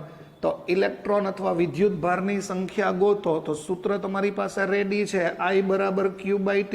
I બરાબર ક્યુની જગ્યાએ એની, એનને સૂત્ર નો કરતા બનાવો તો IT/E. વિદ્યુત પ્રવાહ 1 મિલી, મિલી એટલે 10⁻3. સેકન્ડ એક જ છે, 1.6 ગુણ્યા 10⁻19. તો n બરાબર 1.6 ગુણ્યા 10⁻19 અને 3 16, એટલે 0.625 ગુણ્યા 10⁻16. તો અહીંયા એવું 6.25 ગુણ્યા 10⁻15. તો હવે પછી આવા પ્રકારના ક્યાંય બી તમને નાના નાના થર્ડ ક્લાસ એમસીક્યુ દેખાય તો એ તમને ખબર પડી જવી જોઈએ. ઓકે, હવે ધીમે ધીમે આપણે આપણા પોઈન્ટ ઉપર જઈએ છીએ. તો સાથે રહેજો બધા, પોતાની રીતે નોટ એવું લાગે તો લખતા રહેજો. હજી 2-3 વસ્તુ તમને હું કહું છું શું છે. ઓકે, જો સાંભળો, ધારો કે આ એક વાહક તાર છે અથવા વાહક તારનો સળિયો છે. રેડી? આ વાહક તારનો સળિયો છે. ધારો કે આને હું બેટરી હારે જોડી દઉં છું. આ બેટરીનો સિમ્બોલ છે એ ખબર જ હોય, મોટો છેડો પ્લસ, નાનો છેડો માઇનસ. તો હંમેશા સમજજો, વિદ્યુત પ્રવાહ આપણે 2 રીતે ભણીએ છીએ. એક વિદ્યુત પ્રવાહ ભણીએ છીએ રૈવાજિક વિદ્યુત પ્રવાહ, એને કહેવામાં આવે રૂઢિગત વિદ્યુત પ્રવાહ. ઇંગ્લિશમાં કહેવામાં આવે કન્વેન્શનલ કરંટ. Conventional current. અને બીજો પ્રવાહ છે એ ઇલેક્ટ્રોનનો પ્રવાહ છે, એટલે એને કહેવાય ફ્લો ઓફ ઇલેક્ટ્રોન, મતલબ ઇલેક્ટ્રોન કરંટ. તો છે શું? તો જ્યારે ઇલેક્ટ્રોનની શોધ નહોતી થઈ ને ત્યારે લોકો એવું માનતા હતા કે વિદ્યુત પ્રવાહ હંમેશા બેટરીના ધન, મતલબ ધન છેડાથી નીકળી, આ શબ્દ સમજજો, ધન છેડાથી નીકળી અને ઋણ છેડા તરફ જાય છે. તો રૈવાજિક પ્રવાહ લોકો એવું સમજતા હતા કે બેટરીના ધનથી નીકળીને ઋણ તરફ જાય છે. પછી ઇલેક્ટ્રોનની શોધ થઈ, પછી રિયાલિટી લોકોને ખબર પડી કે રૈવાજિક પ્રવાહ તો એક કાલ્પનિક પ્રવાહ હતો, વાસ્તવિક રીતે તો આવું કંઈ હોતું જ નથી. ઓકે, તો સમજવાનું શું છે? તો કે ઇલેક્ટ્રોનનો પ્રવાહ. તો ઇલેક્ટ્રોનનો પ્રવાહ કેવો હોય? તો કે ઇલેક્ટ્રોનનો પ્રવાહ છે એ એકચ્યુઅલી નેગેટિવમાંથી નીકળી, આ જો અહીંયા હું લખી દઉં છું, આ વર્ડ સમજજો. ઇલેક્ટ્રોનનો પ્રવાહ છે એ ખરેખર નેગેટિવ, બેટરીના નેગેટિવમાંથી નીકળી અને એ પોઝિટિવમાં જતું હોય, એટલે નેગેટિવ ટુ પોઝિટિવ. શબ્દ મગજમાં સેટ કરજો. રૈવાજિક પ્રવાહની દિશા હંમેશા ધનથી ઋણ હોય. વાસ્તવમાં ધનથી ઋણ કંઈ જાતું જ નથી, જાય છે ઋણથી ધન, અને એ ઇલેક્ટ્રોન. આ તો શાસ્ત્રમાં એક પ્રણાલી પડી ગઈ છે એટલે એને રૂઢિગત પ્રવાહ કીધો, રૈવાજિક પ્રવાહ કીધો. શબ્દ સમજો. જ્યારે તમે એવું વિચારો છો કે વિદ્યુત પ્રવાહ ધનથી ઋણ જાય છે, એટલે એકચ્યુઅલી ઇલેક્ટ્રોન ઋણથી ધન મૂવ થતા હોય, તો પહેલાં આ વસ્તુ તમને ખબર હોવી જોઈએ, રૈવાજિક પ્રવાહ. બીજું, જ્યારે વિદ્યુત પ્રવાહ પસાર થતો હોય ને, જો શબ્દ સમજજો, વિદ્યુત પ્રવાહ પસાર થતો હોય ને ત્યારે હંમેશા વિદ્યુત ભાર સંરક્ષણના નિયમોનું પાલન થાય. આ શબ્દ ધ્યાનથી સમજો. વિદ્યુત ભાર સંરક્ષણના નિયમોનું પાલન થાય. આ વાયર છે ને, આ સળિયો છે, વાયર છે, જે કંઈ વિચારો બરોબર, આનો આડછેદ લ્યો અને માઇક્રોસ્કોપમાં અથવા આમ ઝૂમ કરીને જુઓ, મોટું કરીને જુઓ તો કેવો દેખાય? આ તો મોટું કરીને જુઓ તો કંઈક આવું દેખાય. શબ્દ સમજજો. આડછેદ એટલે એનો ક્રોસ સેક્શન. આ તમે આડછેદ લ્યો. ઓકે, જુઓ, આની ભેગું તમે ઘણા બધા કન્સેપ્ટ સાબિત કરી શકો છો. આ જ લીધું છે, મોટા કરીને ઝૂમ કરીને વાહકનો આડછેદ લીધું છે. મેં ભલે દોર્યું આમ, પણ આ બધાના ક્ષેત્રફળ સમાન છે એવું વિચારો. ઓકે, વિદ્યુતભાર સંરક્ષણનો નિયમ શું છે? સિમ્પલ. ઘરે પાણીની પાઇપલાઇન હોય, નળમાં ચડાવી લીધી હોય, નળ ચાલુ કરો તો જેટલું પાણી અંદર દાખલ થાય એટલું જ પાણી આમ બીજા છેડે ફુવારો થતો હોય. જો નળીમાં ક્યાંય કાણા ન હોય તો, નળી તૂટેલી ન હોય તો, રેડી? એટલે જેટલું પાણી અંદર દાખલ થાય એટલું જ પાણી બીજા છેડેથી બહાર નીકળે છે. તો સેમ આમાં એવું છે કે ધારો કે એક છેડેથી જેટલા વિદ્યુત ભારો દાખલ થયા, આ એરા ગણી લેજો, 1 2 3 4 5 6, એટલા જ વિદ્યુત ભાર તમામ આડછેદમાંથી, શબ્દ સમજો, એટલા જ વિદ્યુત ભાર તમામ આડછેદમાંથી પસાર થાય છે. કહેવાનું મિનિંગ શું છે?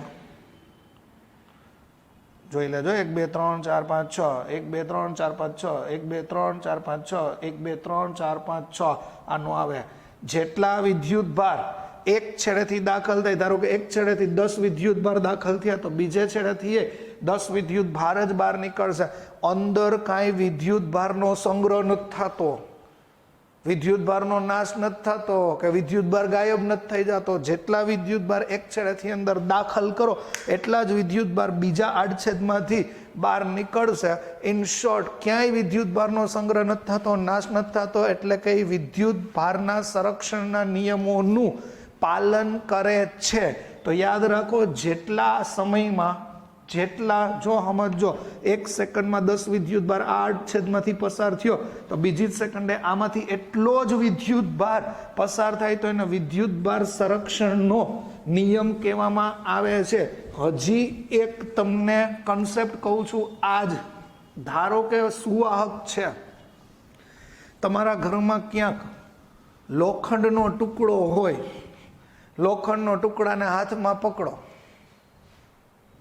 શોર્ટ નહીં લાગે, નો જ લાગે ને, ઓબ્વિયસલી. પણ તમે વિચારો લોખંડ એક ધાતુ છે, તો ધાતુની અંદર મુક્ત ઇલેક્ટ્રોન હોય. મુક્ત ઇલેક્ટ્રોન હોવા છતાંય આપણને શોર્ટ લાગતો નથી. તો એકચ્યુઅલી કેવું હોય, જો શબ્દ સમજજો. આ ધારો કે લોખંડનો અથવા વાહક તારનો ટુકડો છે, સમજાય છે? આ યાદ રાખજો. ધારો કે મેં એની હારે હજી કાંઈ પણ પ્રકારની બેટરી જોઈડી બોયડી નથી, એમને એમ છે લોખંડનો ટુકડો ઘરમાં, તો એમાં આપણને શોર્ટ શું કામ ન લાગે? તો સમજો કે એમાં વિદ્યુત ભાર, ધાતુમાં વિદ્યુત ભાર માટે જવાબદાર, વિદ્યુત પ્રવાહ માટે જવાબદાર મુક્ત ઇલેક્ટ્રોન હોય. આ યાદ રાખજો. ધાતુ હોય તો એના વિદ્યુત પ્રવાહ રચવા માટે જવાબદાર હંમેશા મુક્ત ઇલેક્ટ્રોન હોય. તો જ્યારે તમે બેટરી નથી જોડતા ત્યારે ઇલેક્ટ્રોનની ગતિ અસ્તવ્યસ્ત હોય. આ યાદ રાખજો, ઇલેક્ટ્રોનની ગતિ અસ્તવ્યસ્ત હોય. હવે તમે એના બે પાર્ટ વિચારો. તો ડાબી બાજુ જેટલા વિદ્યુત ભાર ગતિ કરતા હશે એટલા જ વિદ્યુત ભાર જમણી બાજુ ગતિ કરતા હોય. શબ્દ સમજો હું શું કહું છું. ધાતુ છે તો ધાતુમાં વિદ્યુત પ્રવાહ હંમેશા મુક્ત ઇલેક્ટ્રોનને લીધે રચાય. કોને લીધે રચાય? મુક્ત ઇલેક્ટ્રોનને લીધે રચાય. ઓકે, તો હું ધાતુના મોઢું તો કેમ મને શોર્ટ નથી લાગતો? રીઝન એ છે કે એના મુક્ત ઇલેક્ટ્રોન અસ્તવ્યસ્ત ગતિ કરતા હોય. કેવી ગતિ કરતા હોય? અસ્તવ્યસ્ત. અડધા ઇલેક્ટ્રોન આમ ભાગતા હોય તો અડધા ઇલેક્ટ્રોન આમ ભાગતા હોય. બરોબર. સરેરાશ અડધા ઇલેક્ટ્રોન લેફ્ટ સાઈડ હોય તો સરેરાશ અડધા ઇલેક્ટ્રોન રાઈટ સાઈડ હોય. તો બે પોતપોતાની અસર, પરિણામી અસર નાબૂદ કરે એટલે વિદ્યુત પ્રવાહ રચાતો નથી. ઓકે, પણ હાડું જેવું તમે બેટરી જોડો એટલે બહારથી ચોકીદાર રાખો, જેવું તમે બેટરી જોડો એટલે આ જે અસ્તવ્યસ્ત ગતિ કરતા હતા, શબ્દ સમજો, અસ્તવ્યસ્ત ગતિ કરતા હતા, એ બધા જ ઇલેક્ટ્રોન શબ્દ સમજો ડાયાડમરા થઈ, બધા જ ઇલેક્ટ્રોન ડાયાડમરા થઈ અને એક દિશામાં ગોઠવાઈ જશે.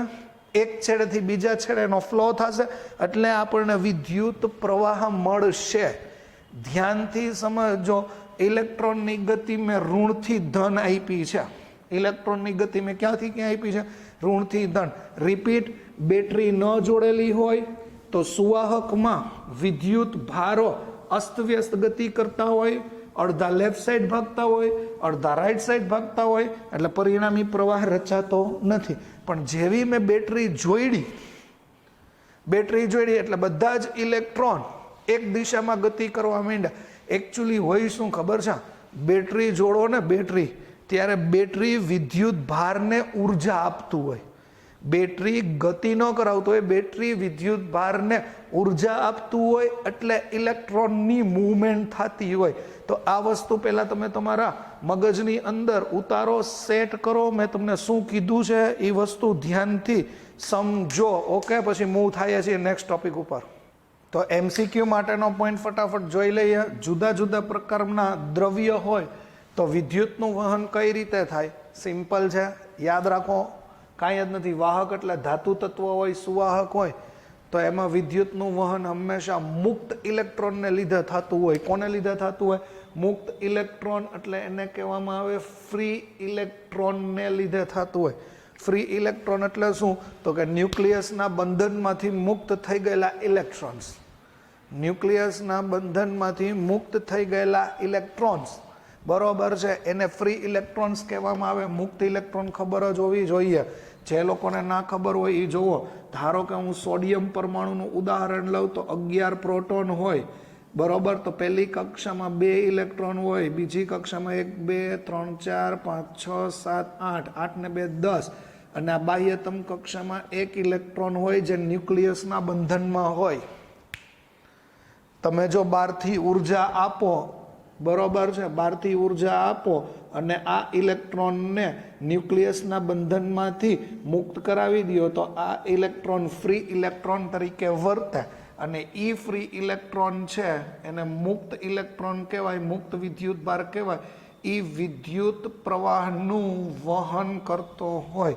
તો આ શબ્દ સમજાઈ ગયો. ઓકે, વિદ્યુત વિભાજ્ય દ્રાવણ કેમિસ્ટ્રીમાં આવે જ છે. આઈ થિંક તમે એને ઇલેક્ટ્રોલાઇટ દ્રાવણ કહેતા હશો. ઇલેક્ટ્રોલાઇટ, બે પ્લેટ હોય, એનોડ કેથોડ. ઓકે, તો સિમ્પલ છે. એમાં ધન આયનો અને ઋણ આયનોની પરસ્પર વિરુદ્ધ દિશામાં ગતિ થતી હોય. મતલબ ધન આયનો ઋણ પ્લેટ ઉપર જમા થતા હોય અને ઋણ આયનો ધન પ્લેટ ઉપર જમા થતા હોય, તો એ પરસ્પર વિરુદ્ધ દિશાની ગતિને લીધે એ પોસિબલ છે. ઓકે, વાયુ ગેસિયસ સ્ટેટ, તો ગેસિયસ સ્ટેટમાં હંમેશા પોઝિટિવ આયન અને ઇલેક્ટ્રોનને લીધે, ધન આયનો અને ઇલેક્ટ્રોનને લીધે વહન થતું હોય પ્લાઝમા છે. બરોબર છે, પણ અત્યારે એની અંદર ડીપ નથી જતું. સેમી કન્ડક્ટર 14મું ચેપ્ટર છે તમારું, 14મું ચેપ્ટર, અદ્ભુત ચેપ્ટર છે.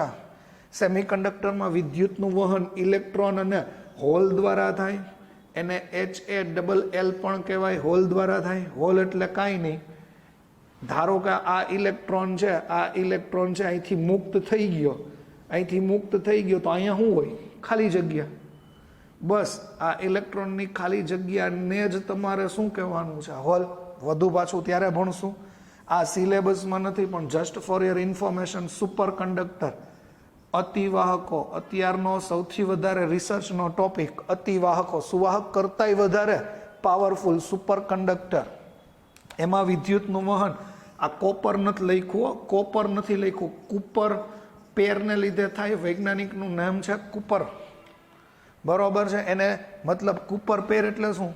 સિમ્પલ, કાંઈ નહીં, ઇલેક્ટ્રોનની પેર છે. કેની પેર છે? ઇલેક્ટ્રોનની. તમને ખબર હોય ને, ઇલેક્ટ્રોન છે, પૃથ્વી છે, પૃથ્વી સૂર્યની આસપાસ ભ્રમણ કરતી હોય ને પોતાની ધરી ઉપર ફરતી હોય. હા, તો ઇલેક્ટ્રોન ન્યુક્લિયસની આસપાસ તો ફરતો જ હોય, ઉપરાંત એની ધરી ઉપર ફરતું હોય. હવે ફરવાના બે પ્રકાર હોય, એન્ટી ક્લોકવાઇઝ અને ક્લોકવાઇઝ. એને સ્પિન કહેવાય. તો ધારો કે એક ઇલેક્ટ્રોન આમ ક્લોકવાઇઝ ફરતો હોય, તો બીજો એન્ટી ક્લોકવાઇઝ ફરતો હોય, તો એ ઓપોઝિટ સ્પિનની જે પેર હોય, એક ઇલેક્ટ્રોન છે એ એન્ટી ક્લોકવાઇઝ ફરતો હોય, બીજો ઇલેક્ટ્રોન ક્લોકવાઇઝ ફરતો હોય, આની જે પેર છે ઓપોઝિટ સ્પિનની, એને કુપર પેર કહેવાય. પણ નહીં યાદ રાખો તો ચાલશે. આ બધું યાદ રાખવું, કારણ કે એ તમારો MCQનો ટોપિક છે. ઓકે, તો વિદ્યુત પ્રવાહ, તો વિદ્યુત પ્રવાહની અંદર આપણે આગળ જઈએ તો બીજું કાંઈ જ નથી. વિદ્યુત પ્રવાહની અંદર તમે આગળ મૂવ થાવ તો હવે તમારે ભણવાનું છે સરેરાશ વિદ્યુત પ્રવાહ તથા તત્કાલીન વિદ્યુત પ્રવાહ. સરેરાશ વિદ્યુત પ્રવાહ એટલે average current and instantaneous current. એટલે શું છે સમજો. હમણાં જ મેં તમને સમજાવ્યું કે હંમેશા વિદ્યુત ભાર સંરક્ષણના નિયમનું પાલન થાય છે. ધારો કે તમે આની અંદર બે આડછેદ વિચારો. મેં હમણાં જ તમને એવું કીધું હતું કે જેટલા વિદ્યુત ભાર અંદર દાખલ થાય એક આડછેદમાંથી, એટલા જ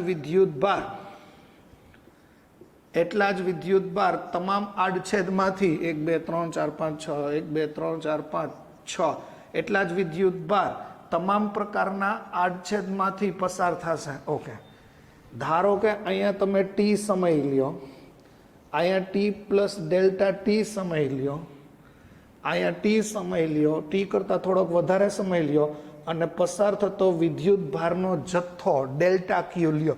મતલબ આમાંથી પસાર થતા વિદ્યુત ભારો ડેલ્ટા ક્યુ લ્યો, તો સરેરાશ વિદ્યુત પ્રવાહનું સૂત્ર તમે આવી રીતે લખી શકો, I average is equal to delta ક્યુના છેદમાં ડેલ્ટા ટી. એવરેજ ન લખવું હોય તો આવું લખાય, ડેલ્ટા ક્યુ અને ડેલ્ટા ટી. આ યાદ રાખજો. ડેલ્ટા ટી સમયમાં આમાંથી આ બાદ કરો, ડેલ્ટા ટી સમયમાં પસાર થતો વિદ્યુત ભારનો ચોખ્ખો જથ્થો ડેલ્ટા ક્યુ છે. ઓકે, પછી તમારે જોતું હોય તત્કાલીન વિદ્યુત પ્રવાહ. યાદ કરો, જૂના જમાનામાં ઈસવીસન પૂર્વે તમે એવું ભણી ગયા હતા કે સરેરાશ વેગ અને ઇન્સ્ટન્ટેનિયસ વેગ સેમ છે. સરેરાશ વેગ ઇન્સ્ટન્ટેનિયસ વેગ સેમ છે. યસ, સરેરાશ વેગ એટલે અહીંયા ક્યાંક સમયગાળો આપ્યો હોય ટી બરાબર 0 થી ટી બરાબર 5 સેકન્ડમાં પ્રવાહ ગોતો, આવું આપ્યું હોય તો સરેરાશ વિદ્યુત પ્રવાહ ગોતાય. તત્કાલીન એટલે કોક એમ જ કે ટી બરાબર 5 સેકન્ડે જ ગોતો, પર્ટિક્યુલર 5 સેકન્ડે, તો આઈ ઇન્સ્ટન્ટેનિયસ તત્કાલીન ન લખું, સમજાય જ જશે. કાંઈ જ નથી કરવાનું, ડીક્યુ અપોન ડીટી કરવાનું છે, વિકલન લખવાનું છે. આ મોટો સમયગાળો એટલે ડેલ્ટા ટી, સૂક્ષ્મ સમયગાળો એટલે ડીટી. તો દાખલા માટે આ તત્કાલીન પોઈન્ટ મોસ્ટ આઈએમપી છે. ઘણી વખત શું કરવાનું હોય, ડીક્યુ આઈ ડીટી આવું લખી શકાય. બે બાજુ તમે સંકલન લઈ લ્યો તો ડીક્યુ સંકલન આઈ ઇન્ટુ ડીટી એવું થાય. આ સંકલન વિકલન નીકળી જાય તો ક્યુ બરાબર આઈ ઇન્ટુ ડીટી થાય. એવું નથી કે વિદ્યુત પ્રવાહ જ ગોતી શકાય, વિદ્યુત પ્રવાહ જ ગોતી શકાય એવું નથી, સાથે સાથે તમે વિદ્યુત ભાર પણ ગોતી શકો છો. તો બે સૂત્ર પહેલાં તમે ફટાફટ નોટ ડાઉન કરો. નોટ ડાઉન કર્યા પછી આપણે આના સમ ઉપર જઈએ છીએ, બરોબર છે. અને સમ છે એ તમારી પાસે હું જે કંઈ કરાવું છું, બરોબર, એની પ્રેક્ટિસ તમારે કરવી હોય તો એ છે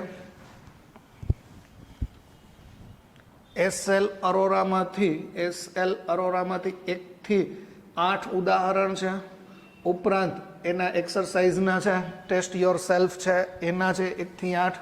ઉપરાંત અહીંયા હું તમને અત્યારે કરાવું છું. ધારો કે તમને હું એક પોઈન્ટ આપું છું, દાખલો તમને કંઈક આવો આપી દઉં છું, ક્યુ બરાબર ટી સ્ક્વેર, ક્યુ બરાબર T square plus 4t plus 5, 4t plus 5 આવું તમને વિદ્યુત ભાર આપી દીધો છે, બરોબર છે. વિદ્યુત ભાર આવી રીતનું તમને આપ્યું છે. પછી તમને એવું કહે છે કે ટી બરાબર 5 સેકન્ડ સમયે તત્કાલીન વિદ્યુત પ્રવાહ શોધો. હવે આ તત્કાલીન શબ્દ ન વાપરું તો ટી બરાબર 5 સેકન્ડ સમયે વિદ્યુત પ્રવાહ ગોતો. 5 સેકન્ડ સમયે કીધું એટલે ઇન્સ્ટન્ટેનિયસ જ હોય. તો સિમ્પલ સૂત્ર લખી નાખવાનું, આઈ બરાબર ડીક્યુના છેદમાં ડીટી, આઈ ડીના છેદમાં ડીટી, ક્યુનું સમીકરણ T square plus 4t plus 5.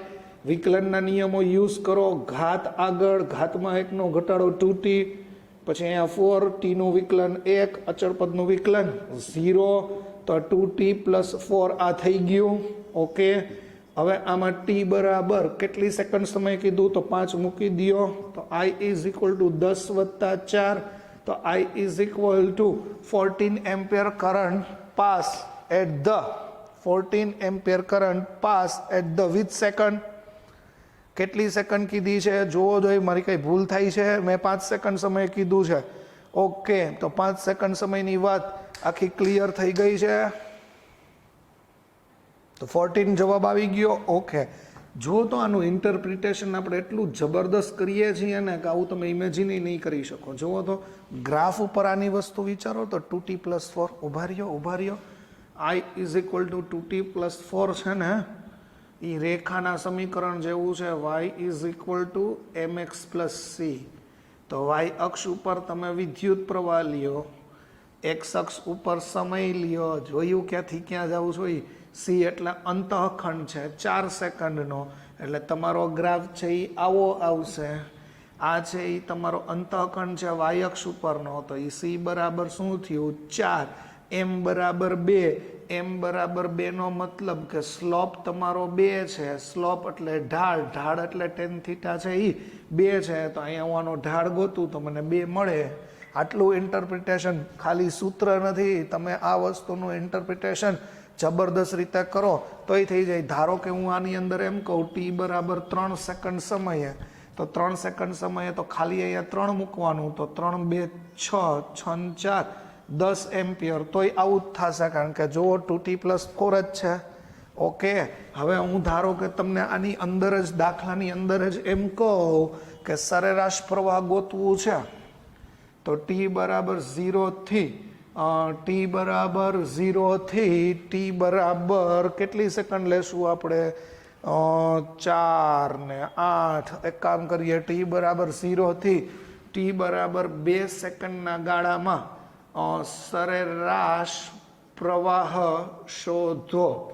તો સરેરાશ પ્રવાહનું સૂત્ર તમને ખબર જ છે, ડેલ્ટા ક્યુ upon delta T. Okay, delta T તો તમને મળી જાય, 2 માંથી 0 બાદ થાય. ડેલ્ટા ક્યુ કેમ ગોતાય? તો પહેલા Q1 કરીને આ સમીકરણ લખાય, અથવા એક કામ કરો, Q of T is equal two, અથવા એક કામ કરો, Q is equal two T square 4t plus 5. એમાં એકવાર ટી બરાબર 0 મૂકી દો અને Q1 કહી દો. આ 0 નો વર્ગ, આ 4, 0 અને 5, તો Q1 બરાબર આ 5 કુલંબ થઈ ગયું. હવે તો કે Q બરાબર T square plus 4t plus 5, એમાં તમે ટી બરાબર 2 સેકન્ડ મૂકી દો. 2 નો વર્ગ 4, 2, 5, તો અહીંયા લખી શકો 4, 8, 5, 8 ને 4 12, અને આ થઈ ગયું 17 કુલંબ. એને કહી દો Q2. મોટાથી નાનું બાદ કરો એટલે 17 માઇનસ 5 થઈ ગયું, 12/2 થઈ ગયું, એટલે 6 એમ્પિયર. આ સરેરાશ કહેવાય, આ તત્કાલીન કહેવાય. આઈ થિંક કન્સેપ્ટ તમને ક્લિયર થઈ ગયો હશે. બીજા દાખલા ઉપર મૂવ થઈએ છીએ કે જેમાં આપણે વિદ્યુત પ્રવાહ નથી ગોતવો, એમાં આપણે વિદ્યુત ભાર ગોતીએ છીએ. વિદ્યુત ભાર ગોતીએ છીએ.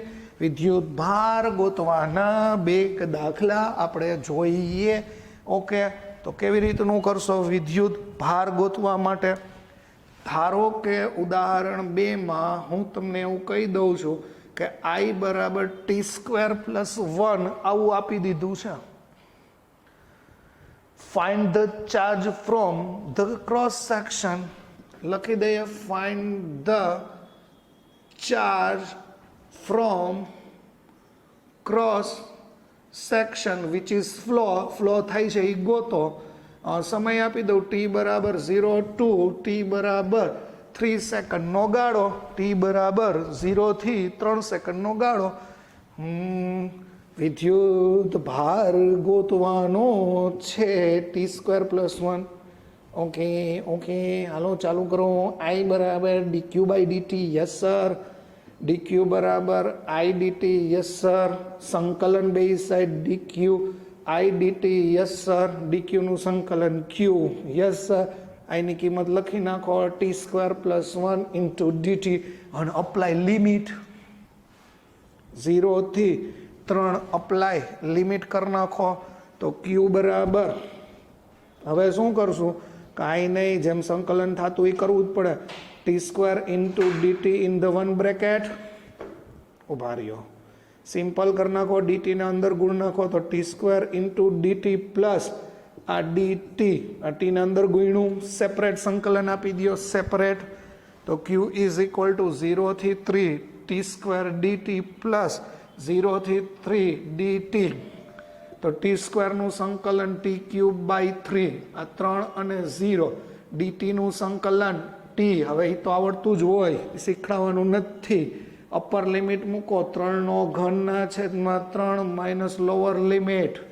અહીંયા એવું થશે 3 minus 0 upper limit minus lower limit. અહીંયા તમને ખબર હોય તો 1 3 ઉડાડી દો, તો 3 3 9 માઇનસ 0. એ સર હું ફાંકા મારો છો, એમ જ થાય ભાઈ. 27 ના છેદમાં 3, 27 ના છેદમાં 3 એટલે આ 9 માઇનસ 0 પ્લસ 3 માઇનસ 0 એટલે 9 ને 3, આઈ થિંક 12 કુલમ એવો તમારો આન્સર જનરેટ થશે. આ તો મેં તમને બહુ ઇઝી આપ્યું. હવે હું તમને એમ કહું આગળ કે find the number of electron. Find the number of electron. Find the number of electron. Q બરાબર એની કેની એની. અહીંયા મૂકી દો 12, આ NE. N બરાબર 12 ના છેદમાં E. આ 12 1.6 ગુણ્યા 10 ની માઇનસ 19. તો અહીંયા 12 ગુણ્યા 10 ની 19, આ 1.6. અને ઘર છે જ તમારે, સાદુરૂપ આપી દેજો તમારી રીતે. તો find the number of electron આવશે 7.5 ગુણ્યા 10⁻19 ઘાત. 7.5 ગુણ્યા 10⁻19 ઘાત. હજી એક દાખલો આનો લઈએ છીએ. હજી એક દાખલો, ફટાફટ આ દાખલો નોટ ડાઉન કરો. નિયમ સમજવાનો છે, સાદુરૂપ સમજવાનું નથી. બરોબર છે. વાઘ દીપડા રકમની અંદર ગમી આપે, અને આ બધું જસ્ટ ફોર ફંડામેન્ટલ નોલેજ છે, MCQ માટેના પોઈન્ટ ઓફ વ્યૂ છે.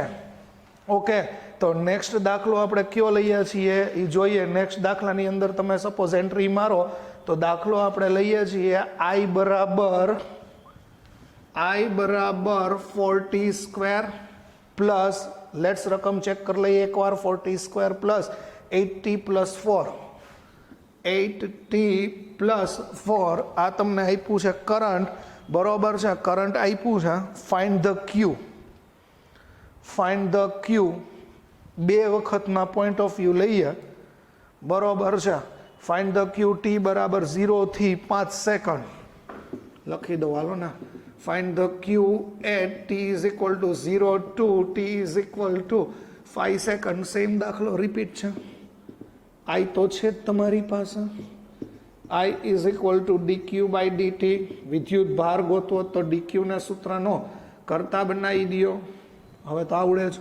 સંકલન લઈ લ્યો બે સાઈડ. I into dt. આ થઈ ગયું q ઇઝ ઇક્વલ ટુ સંકલન I ઇન્ટુ dt. આ ડાયરેક્ટ સૂત્ર લખો તોય હાલે, લપ કરવાની જરૂર નથી. q I એટલે 40 square plus 8t plus 4 into dt and limit 0 to 5. Okay, સંકલન વિચારી લ્યો શું થશે. સેપરેટ આપી દો. 0 to 5 4t square dt. 0 to 5 second step 8t dt plus 0 to 5 third step 4 dt. તો q ઇઝ ઇક્વલ ટુ 4 અચળાંક તરીકે બહાર કાઢી લ્યો t સ્ક્વેર dt. 8 અચળાંક તરીકે બહાર કાઢી લ્યો t dt. 4 અચળાંક તરીકે બહાર કાઢી લ્યો અચળ પદ તરીકે. નાવ સ્ટાર્ટ ઇન્ટિગ્રલ, મતલબ ઇન્ટિગ્રેશન કરો. t cube by 3. આ 5 અને 0 આ કાંઈ ન હોય એટલે એક ઘાત, ઘાતમાં એકનો વધારો 5 અને 0 4. અહીંયા t 5 અને 0. સાદુરૂપ તમારી રીતે આગળ આપી દો અને મને આન્સર તમારી રીતે જે આવે એ લઈ આવી દો. ઓકે, હજી હું તમને આની ઉપરથી 2 દાખલા કરાવું છું. ઓકે, તો 2 દાખલા છે તમારી સામે. ચાલો ફટાફટ ગણી નાખીએ. કાંઈ જ નથી. રિપીટ. ઓલો દાખલો બહુ અલ્ટી છે. That is pure and pure conceptual NEET or JEE. પણ પહેલાં આ જોઈએ. જૂની ટેક્સ્ટબુકનો દાખલો છે. આકતારમાંથી વહેતો પ્રવાહ સૂત્ર આપી દીધું છે. I બરાબર I0 પ્લસ આલ્ફા t મુજબ બદલાય છે. I0 10 એમ્પિયર છે, આલ્ફા 4 છે. તો તારના આડછેદમાંથી પ્રથમ 10 સેકન્ડમાં પસાર થતો વિદ્યુત હાર ગોતો. હવે બધાને આવડતું જ હોય. શું આવડતું હોય સર? dq by dt. હા, એ આવડતું હોય. ઉભા રહ્યો, અહીંથી લખીએ. I બરાબર dq બાય dt, dq બરાબર I dt. સંકલન લઈ લ્યો બે સાઈડ. તો હવે ડાયરેક્ટ સંકલન યાદ રાખો. I dt. I ની કિંમત લખો I0 plus alpha t dt. Limit પ્રથમ 10 સેકન્ડ એટલે 0 થી 10. તો q સમજો, આને આવી રીતનું સાદુરૂપ સેપરેટ જ આપી દો. 0 થી 10 I0 dt. 0 થી 10 આલ્ફા t dt. અડધો દાખલો આજે ગણી દઉં છું. હવે પછી તમે કરી નાખો. q બરાબર I0 છે. I0 એ બહાર કાઢી લ્યો કારણ કે અચળ છે. I0 0 થી 10 dt પ્લસ આલ્ફા અચળાંક છે, બહાર કાઢી લ્યો 0 થી 10 t ઇન્ટુ dt એવું થઈ ગયું. તો I0 આ t, આ 10 અને 0 આલ્ફા t સ્ક્વેર બાય 2. 10 અને 0 જગ્યા બચાવ આંદોલન છે. અહીંયા આવ્યું 10 માઇનસ 0 આલ્ફા. આ 10નો વર્ગ હોના છેદમાં 2 માઇનસ 0. હા સર, હા. 10 I0 અહીંયા 50 આલ્ફા. હવે બે કિંમત છે તમારી પાસે. આખો તો ગણી દીધો તો એ એમ જ હોય ભાઈ. I0 તમારી પાસે 10 છે, આ 50 છે, આલ્ફા છે એટલે 4 છે. તો અહીંયા આવ્યું 100 અને આ આવ્યું 200, આ આવ્યું 300 કુલમ. આવું તો આવડી જાય. ઇન્ટરેસ્ટ આમાં છે. કેમેસ્ટ્રી કન્સેપ્ટ બહુ પાવરફુલ છે. Actually that is the base. કહું છું, in a hydrogen atom electron is revolving with the radius. પછી વેગ આપ્યો છે, આ ગોતવાનું. હે સર આ હું? હા તો એ વિચારો. ધારો કે આ હાઇડ્રોજન છે, ભ્રમણાક્ષ નથી દોરવી, હાલો ને. આ હાઇડ્રોજનનું ન્યુક્લિયસ છે, આ હાઇડ્રોજનની કક્ષા છે, આ ન્યુક્લિયસ છે. એક ઇલેક્ટ્રોન ફરે છે, એની રેડિયસ તમને આપી દીધી છે.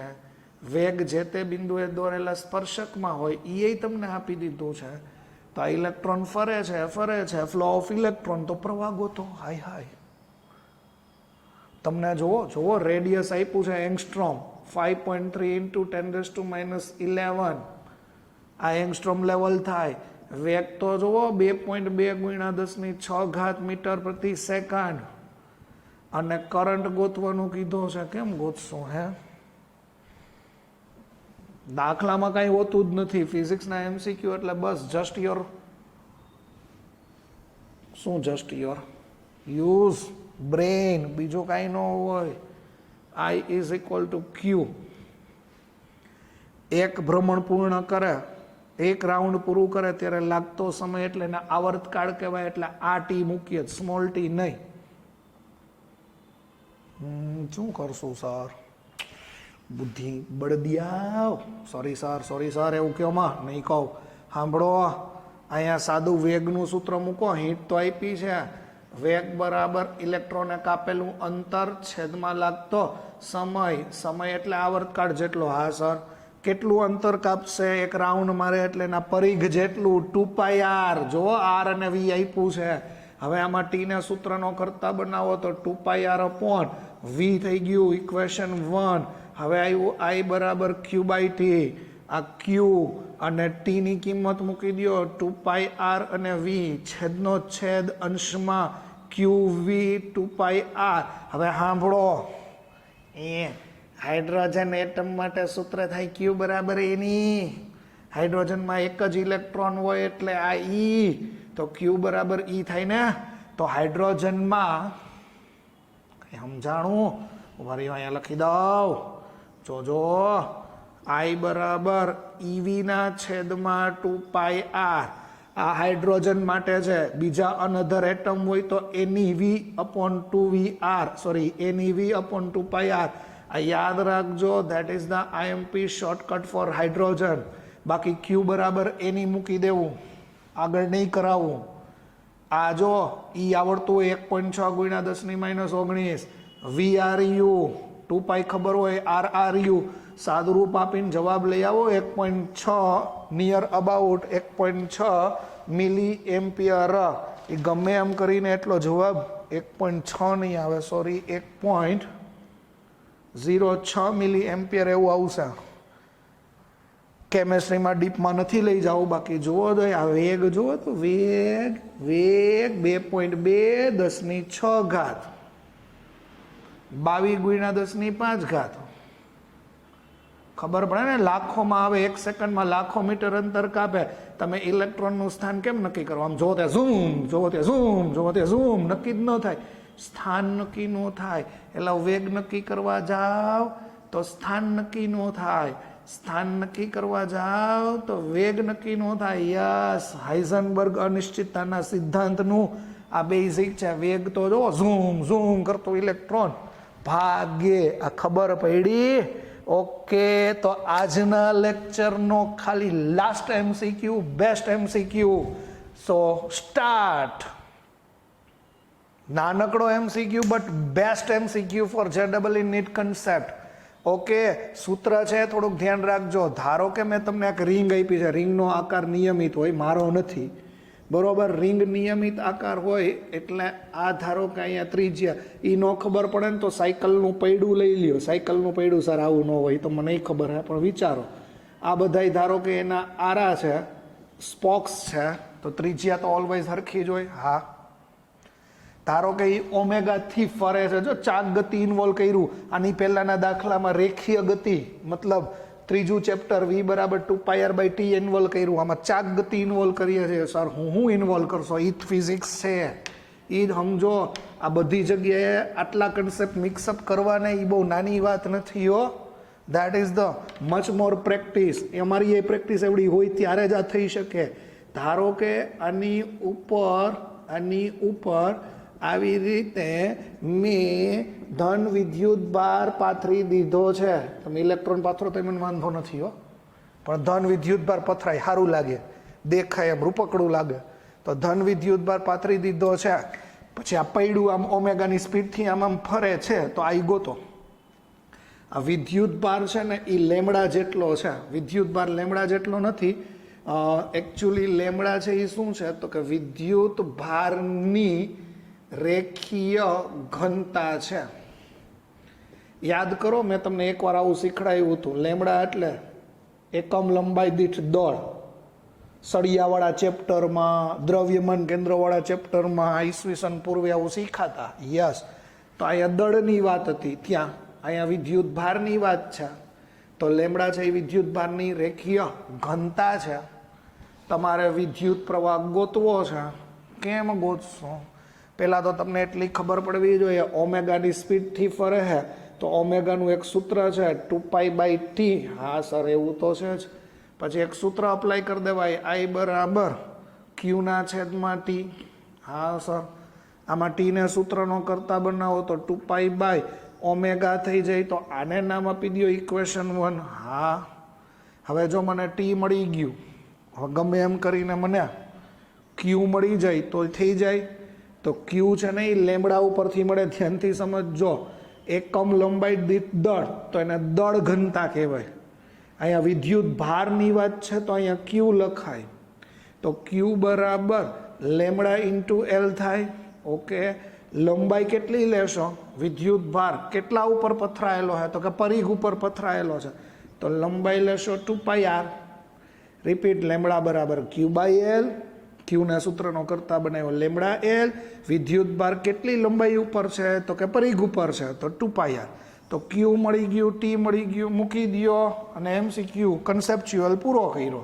Lambda is equal to 2πr. Actually capital R લખજો, કારણ કે આપણે કેપિટલ આર લીધેલું છે, મિસ્ટેક ન થવી જોઈએ. અને ટી બરાબર 2π/ω. 2π કટ, છેદનો છેદ અંશમાં, તો lambda omega R. That is the finest and truest answer for mark MCQ for JEE or NEET. Concept ચાક ગતિનો અને વિદ્યુત પ્રવાહનો આપણે મિક્સઅપ કર્યો.